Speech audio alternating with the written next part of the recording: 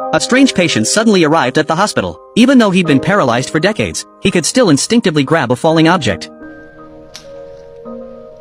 Will saw it happen, and immediately reported the discovery to his superiors. But instead of taking it seriously, they brushed him off and even mocked him. They told him to come back when the patient could catch something else. But Will didn't give up, because he was sure this meant something, and it was this persistence that would later help him create another miracle in medical history. By digging through old records, he discovered over 30 similar patients in the hospital. To prove his theory, Will ran the same test on the other patients, and every single one reacted the same way. Soon, he noticed something else. These people would respond to very specific things. Take the man in front of him, for example. He kept staring at the flickering images on the TV, but once Will adjusted the screen properly, the man suddenly looked away. Only when Will switched the image back to how it was before did the man's gaze return. Not only that, Will also noticed the earlier patient had stood up. Will realized the table might have been blocking him. After moving it aside, the man actually started walking again. To figure out what he was trying to do, Will removed every obstacle in his path. But when Lucy reached the edge of the grid, she suddenly stopped. The water dispenser was right in front of her. Will motioned for her to keep going, but Lucy instinctively resisted.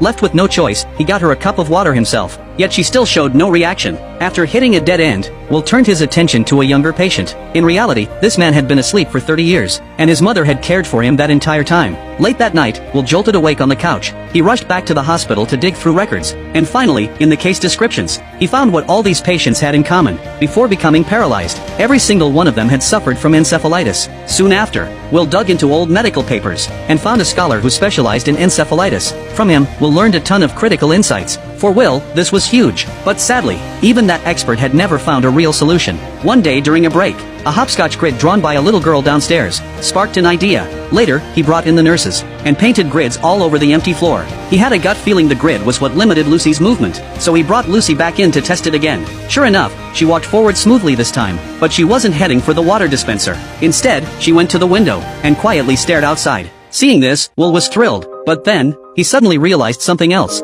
He turned his attention to the man beside her. Will ran an EEG test on him. The result was flat, like testing a rock, but the moment Will called out his name, the brainwaves suddenly spiked. That discovery shook the entire team. Will then lined up all the patients, and singled out the ones who showed any response. He gathered them together in a separate ward. As more and more patients were identified, each of them tightly gripped a baseball that symbolized hope. After setting everything up, Will began focused testing. He found some patients responded to elegant, classical music, others reacted to upbeat, cheerful tunes, and then came something even stranger. The moment one person made a move, the rest would react intensely too.